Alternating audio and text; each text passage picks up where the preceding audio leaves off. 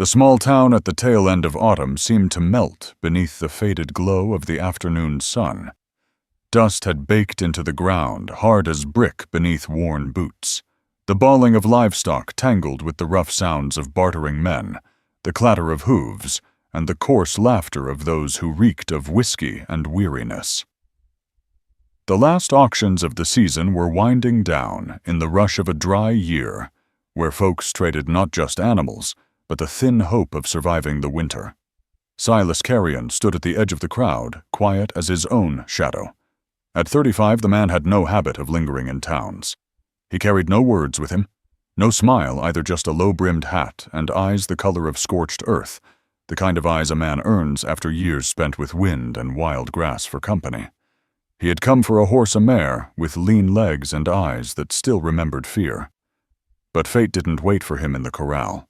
It stood just behind in the shape of a mute girl barefoot in the dirt, her hair matted to sunburned cheeks. Emiline. No one called her by that name then. She was just the dumb girl, the one who don't hear ain't good for nothing but scrubbing floors and boiling soup. Her drunken father stood slouched beside her, gripping a rope that tethered her like livestock. He chuckled darkly as he tried to sell her, like she was some broken tool. A few men laughed. Others looked away. The rest stayed quiet, like pretending she wasn't there would spare them from what they saw. But Silas saw her. Not because she cried out, she didn't.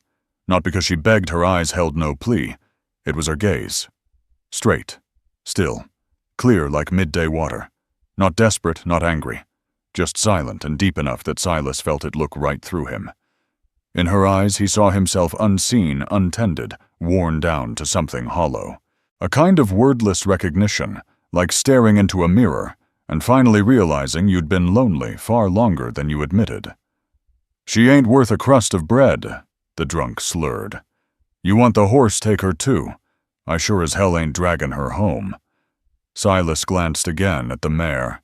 Nervous ribs showing dried blood streaked along her flank.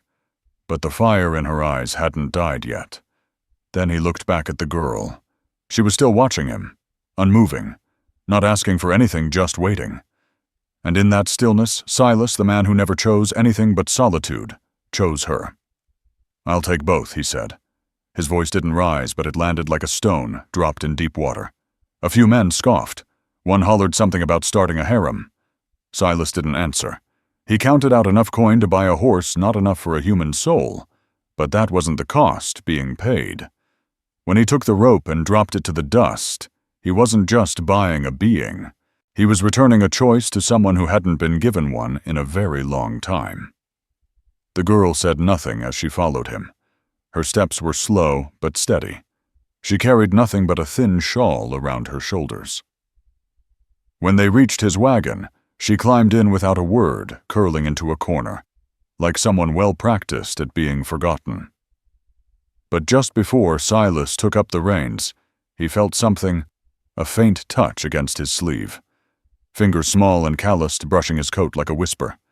She didn't look at him, didn't speak, but in that touch he understood. It wasn't thanks, it was trust. This girl with no name, no voice, no place had chosen to believe in him. And Silas, who'd never thought himself worthy of being needed, chose her right back. The wagon pulled out of town as the horizon bled with dying sunlight. Neither of them looked back.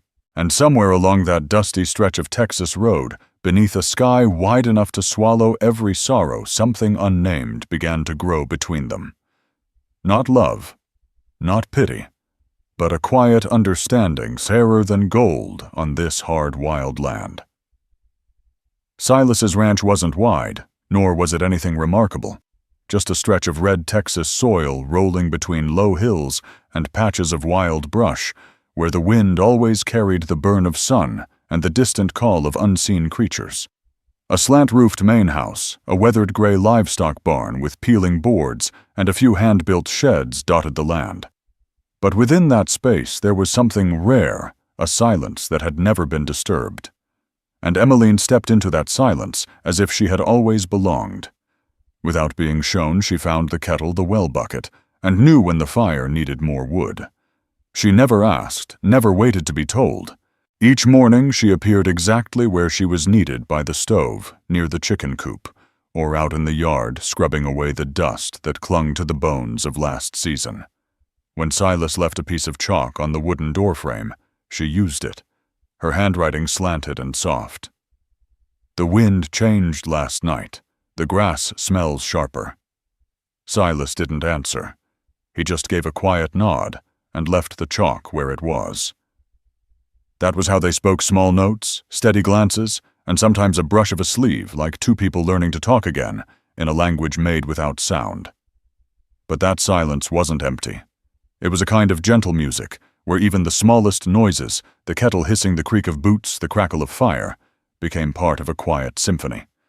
And within that quiet, Silas began to listen to the world the way Emiline did. One morning he found her kneeling beside the same bay mare he'd brought home from town. The horse was still thin, its hind legs swollen from some old injury. But Emiline wasn't afraid. She sat still, her palm resting gently against the mare's neck. No whisper, no command, just steady breath and depth in her eyes. The mare didn't flinch. It shivered once, then stood still as Emiline cleaned the wound with a warm cloth and wrapped it in an old herbal-soaked rag. Silas stood at the barn door, arms folded. He'd seen seasoned ranch hands kicked bloody for getting too close. But Emiline, without a rope, without a single spoken word, calmed the animal by simply being fully present in every motion. He realized then she didn't hear with her ears. She heard with her skin, her gut, her heart. She knew when the wind was about to shift. She could tell when the well water started to turn sour. She could see when the mother cow wandered off, not sick, but heavy with labor. Silas began to trust that instinct, not blindly, but the way a man who's crossed deserts learns to read clouds for rain. He started handing her more work, heating water, mending harnesses, cutting hay for the rabbits. She did it all without a single complaint, efficient, patient, precise. One evening he was sitting at the table, leafing through his old logbook. Emiline passed by, her hand still dusted in flour. She paused, bent down, and scrawled with the chalk, "Dog scratched at the henhouse door. Might be a fox." Then walked on. The next morning, Silas found small prints near the fence line. He looked across the yard, saw her rinsing greens by the well, and said nothing. But something rose inside him, a quiet awe threaded with respect. Then came an autumn night, still as glass, sky clear without a whisper of storm. Silas was checking the calf pen when Emiline appeared, barefoot, face pale. She grabbed his sleeve, pointed toward the horizon. "What is it?" he asked. She didn't answer, just stared, her body trembling. And then it came, a lightning bolt cleaved the sky like a blade. A massive oak behind the barn exploded in fire and crashed to the ground. Silas staggered back, stunned. But not Emiline. She had known. Not from logic. From the shift in the air, the hum of charge beneath the wind, from an instinct that no one had ever taught her.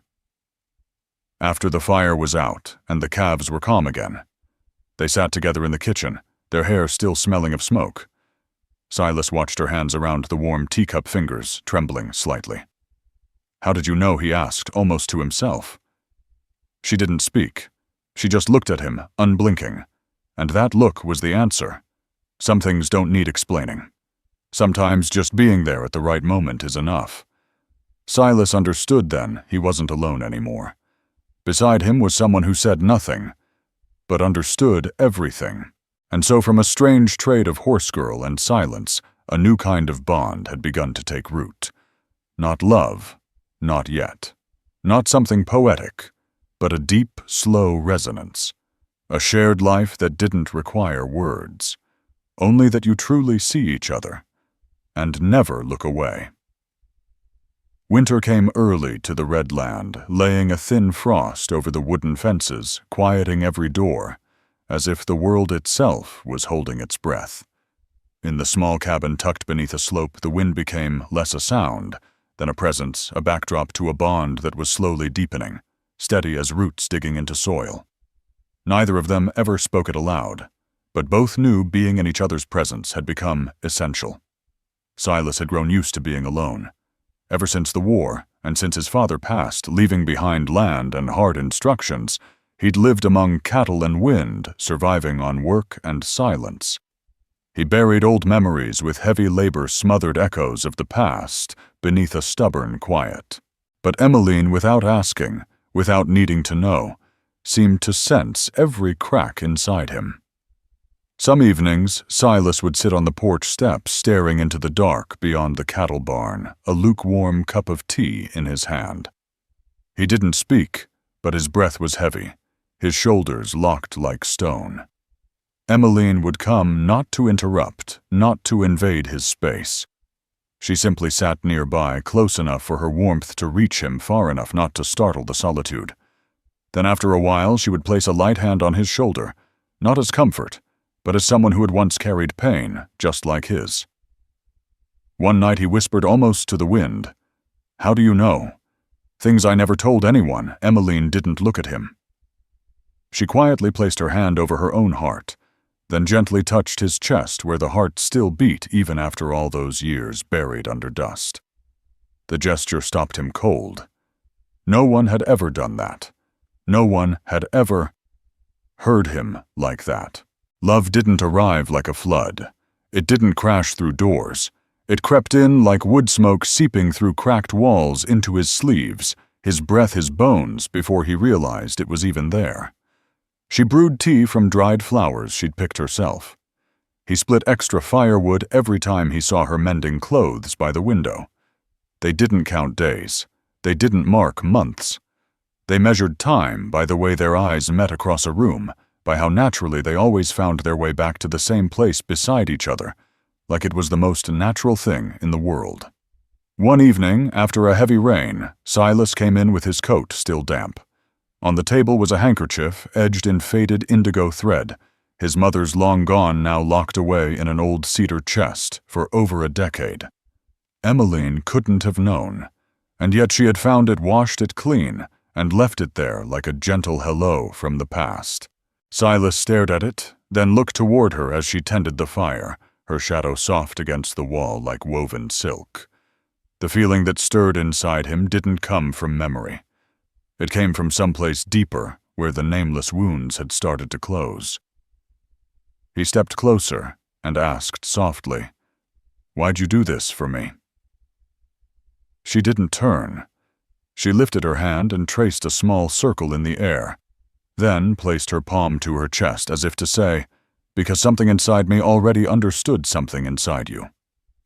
When the bad dreams returned, cannons booming gunfire cracking his father's voice, shouting that the land was bought with blood, not to be handed over to strangers. Silas woke in a cold sweat, and she was there, sitting near the hearth wrapped in a blanket, eyes open. She didn't ask. She didn't speak. She simply handed him a dry quilt and stayed close until his breath calmed. The next morning he left a note beside her tea. "I don't know where you came from, but I know I don't want another day without you." She read it, didn't say a word, but she smiled, the first smile he ever saw on her lips, soft as morning mist. Their love had no name, no promises, no rituals. It grew like a tree in wild country, rooted quiet, unshakable. Every touch was a vow, every glance a poem that needed no pen. Silas once thought his life needed nothing but silence. But now he understood. There is a kind of silence that isn't lonely. It's the kind where two people listen to each other without ever needing to speak. Winter hadn't let go yet, but the ground had begun to soften beneath a thin crust of snow, muddy streaks spreading across the ranch's front path, like warnings of something uneasy on the horizon. The peace that Silas and Emiline had built, not with words but with quiet days and steady presence, began to crack, not from a storm, but from the fear of those who couldn't understand what they couldn't control. It started as whispers small as dust, sharp as thorns. "She doesn't speak, but she knew when the cow was going to calve. No checkin', no touchin'. That ain't natural. My boy had a fever. Doc wasn't even here yet, and all she did was touch his forehead, and he came too. What happened to decency? My dog howls every time she walks by." Then came the looks, eyes glued to Emiline's back, when she went into town for flower footsteps, veering away when she passed the well. No one said it outright, but behind every shuttered door, the words hung in the air. Witch. Strange. Not right. Silas saw it all. He saw the way Emiline held her wooden basket closer to her chest, the way her shoulders curled, and the way her eyes dropped every time a door slammed behind her. But she never said a word. And it was that very silence that made them fear her more. Then one afternoon, long before sunset, the thunder of hooves and boots came rolling up the dirt road. Silas stepped out from the barn shovel still in hand. At the gate stood 8 people, men and women. Some held torches, others gripped tools. No one smiled. No one joked. At the front stood Mr. Withers, a stern old man, a war veteran, a father who'd lost a daughter to sickness no doctor could cure. His voice was flat and cold as a stone wall. We want the girl gone. That one. She hears what no one else does, sees what no one else sees. Trouble started the day she came here. Silas didn't move right away. He didn't feel fear, only a slow seeping cold, like someone had insulted someone he loved. She's mute, he said, voice even and low. She can't hear. She can't speak. Withers spat into the mud. Mute ain't deaf. You think I'm a fool. She knows things before they happen. Only spirits do that. A woman stepped forward. She walked past my house yesterday. This morning, my best hen dropped dead. That's not coincidence. Another young man added, I saw her touch my calf. It birthed early the next day. Behind the curtain, Emiline's hand clenched the fabric tight. She didn't need to hear the words, the heat in the air, the way their bodies shifted the weight of their eyes. It told her everything. Before she could step outside, Silas raised his hand to stop her. He stepped forward, boots sinking into half a foot of wet earth. You bring torches to my gate to chase off a girl who's done nothing except sense the very things you're too scared to look at. His voice wasn't loud, but it held firm like an old barn beam that never cracked. She saved a child's life, quicker than your doctor ever did. She doesn't need words to know when someone's breaking inside. He turned his gaze, falling softly on the cabin. And she's the first person who's ever truly listened to me. Yellance fell thick as thunderclouds. No one argued. No one dared interrupt. He looked back at them, eyes steady on each face. I've lived on this land for over 30 years, seen people come and go, but no one ever really heard me. Not the parts I kept inside. Emiline did. Not with her ears, but with her heart. Withers narrowed his eyes. You'd stand against this whole town. For her, Silas exhaled unblinking.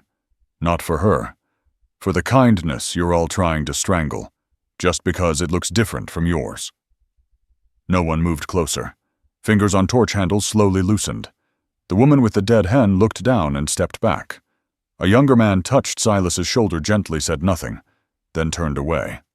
One by one, the crowd left. No apology, no explanation. Just a quiet retreat, like people who'd just lost to something they couldn't explain. When Silas walked back into the house, Emiline was still by the window. She wasn't crying. She wasn't smiling either. She placed her hand softly over his chest, then sat at the table as if to say, "It's over." And it was. That night Silas made tea, as always. But this time, when he set his hand down on the table, Emiline didn't write a single word. She simply reached across and touched the back of his hand, a thank you that didn't need sound. He opened his palm and wrapped his fingers around hers. Not to comfort, not to possess, but to say, I won't leave you alone in this world. After the night the torches came to their gate, the ranch settled back into its usual quiet. But it was no longer the same kind of quiet. It wasn't a wall of isolation between Silas and the world anymore. It had become a kind of space where the unexplainable, the unspoken wounds, and even change itself could begin to grow like green shoots after a wildfire. Emiline remained the same. She still woke early to brew tea, gathered herbs drying under the porch eaves, tended the animals, and lit the stove before the wind turned. but something in her walk across the porch had shifted her shoulders no longer braced like she was fending off the weight of every passing stare. The first to return was Tom Weaver, a cattleman around Silas's age nursing a dislocated shoulder after a bad fall off his horse. He showed up one misty morning standing awkwardly under the porch overhang, left arm limp hat gripped in the other hand.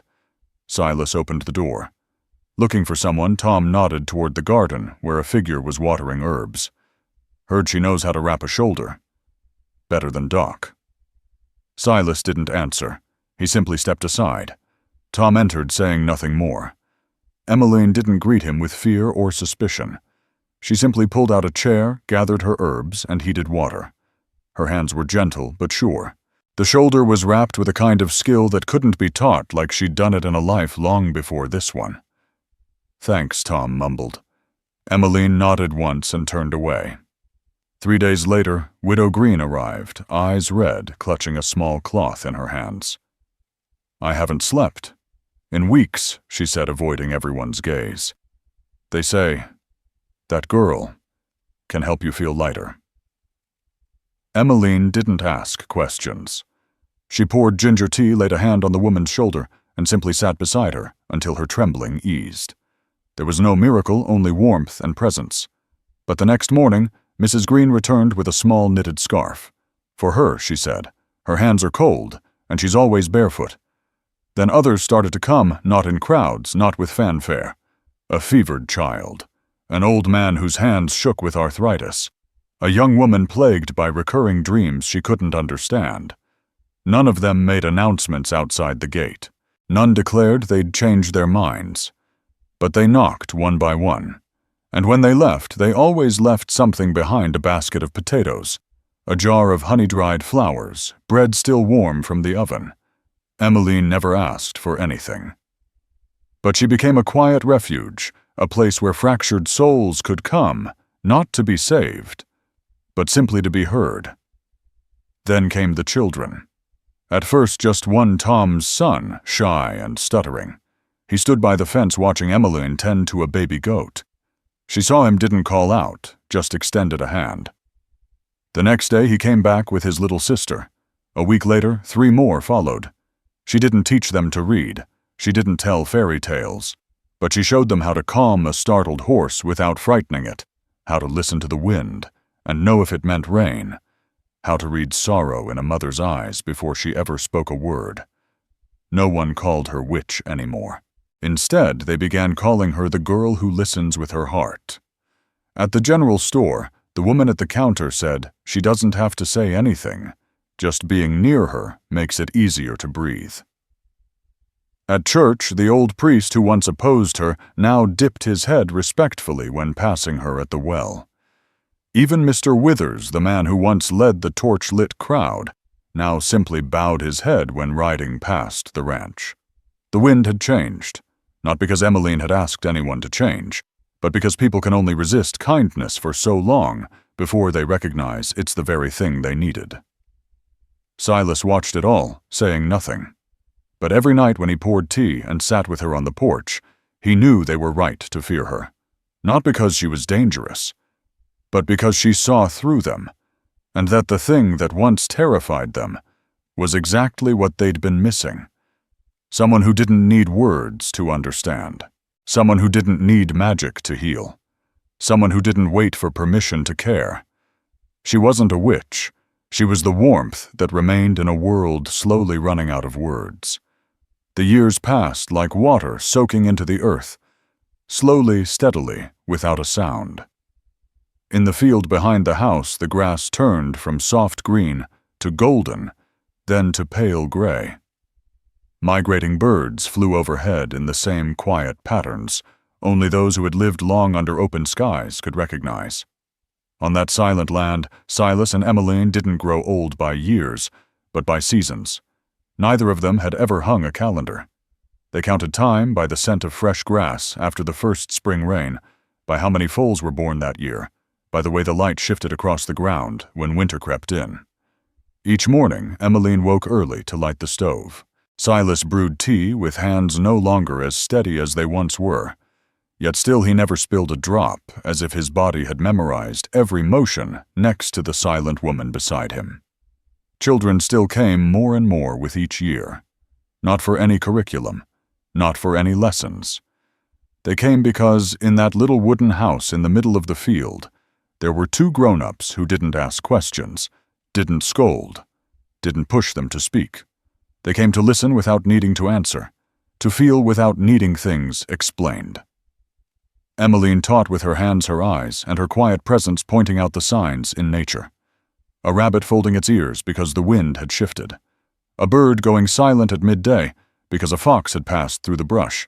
Sometimes she would place her palm gently to the ground, then lift it to her chest, signaling, "Feel with your heart."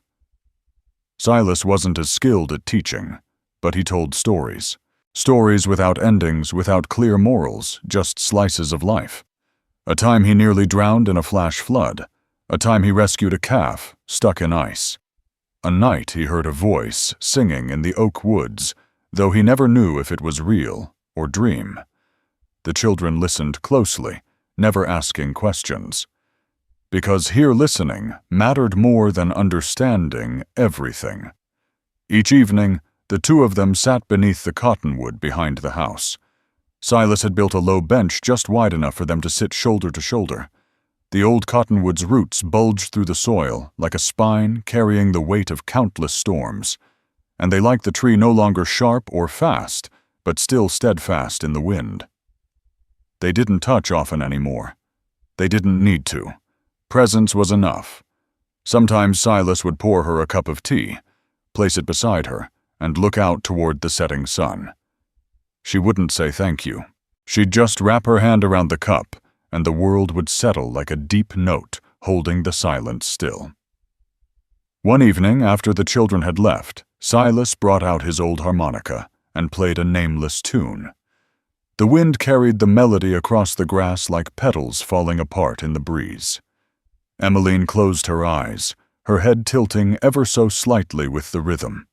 She didn't hear it, not with ears. But she felt every note. When the song ended, she placed a hand on his chest, then on her own, her way of saying, "I heard it." Once Silas took her hand and slowly spelled out with signs, "You make this place feel full." She didn't respond with her hands. She simply smiled a smile so gentle it sealed the tiniest cracks in his heart. All his life he had believed love was something to chase, to win, to hold tight with promises. But now he knew true love isn't loud. It doesn't demand. It only needs to stay like soil holding the roots of a tree. People in town no longer called Emiline a witch or odd. They called her the girl who listens with her heart, and they called Silas the man who didn't need words to be believed. They visited less often, not out of neglect, but out of trust. They knew the door would always be open whenever it was needed. One winter, light snow began to fall. Emiline wrote on the wooden board outside the porch, "Today feels good. I can feel it." No one asked how she knew. They just believed. They believed the way you believe rivers will always find their way to the sea. And when the days shortened, when silver began threading through Emiline's hair, when Silas's hand shook more while pouring tea, they still sat beneath the cottonwood not to count the days, but to live fully in every sunset. No one told their story like a romance. No one wrote books. There was no need. Because that kind of love never left. It stayed firm as the ground beneath your feet, soft as morning wind. A kind of love that asks for nothing, proves nothing, only asks to be felt by the rhythm of a heart, by the quiet between words, by staying beside each other through every season. Across the wide-open lands of America, where the wind blows unbroken from the Rockies to the plains, where wild horses still run like untamed veins through the earth. There are stories that don't need to be written in books, because they don't live in words. They live in feeling and memory in the moments when life pauses and something inside you quiets and warms. The story of Silas Carrion and Emiline is one of those stories. It's not a love story filled with letters rings or vows beneath church bells. There's no grand wedding, no kiss in the rain, no declaration of love shouted in the town square. But it is the kind of love that makes you believe in something more enduring than storms, a complete wordless understanding. They lived and loved in the heart of America that way, quietly, without fanfare, without asking for recognition. But if you've ever driven long enough down the red dirt roads of Texas, if you've ever sat alone on a porch at sunset and listened to the wind slip through an old wooden frame, you'll know. It's the stories that don't need telling that are the soul of the American West. Emiline never needed the world to understand her. But Silas did, and that was enough. If you're still reading, chances are you've felt it too. Even just once a glance that made your heart catch a quiet gesture that asked for nothing in return, a presence beside you that made everything feel enough. If so, this story is for you. In a country buzzing with car horns, debates, and voices all vying to be right, Silas and Emiline lived like a gentle lesson in stillness. They remind us that not everything true has to be shouted. Not everyone who loves deeply needs to say it. And sometimes, listening to someone who says nothing at all is the highest form of love. So think about that the next time you reach for someone's hand on an otherwise ordinary afternoon. When you hold your mother's hand after dinner. When you choose to sit quietly beside someone who's hurting without asking, "Are you okay?" and instead just place your hand over theirs. That's how Emiline lived. That's how Silas relearned how to love. If the silence in their story stirred something in you, maybe you too are searching for a quiet place in this noisy world, a place where you're not expected to explain every bruise, not forced to be strong all the time, not required to speak to be understood. Emiline never needed a voice to change the world. She only needed patience, kindness, and an honesty that didn't wear a moral badge. And Silas, a man raised to be silent, to be strong, to never show weakness, had the courage to lay down his final armor, his loneliness. He dared to say to an entire town, "She was the first to truly listen to me." In a society still uneasy with men showing emotion, Silas is the example of a brave heart, quiet but strong. We're not telling this story so you can hear it and forget it. We're telling it so you can remember and choose. Choose to listen with your heart when others can't yet find the words. Choose to believe in connection, even when there's no proof, no promises. Choose to stand beside the quiet ones because they often see you most clearly. If you want to keep walking with characters who survive the harshest lands, yet still choose compassion. If you want to support love stories that don't need noise to feel sacred.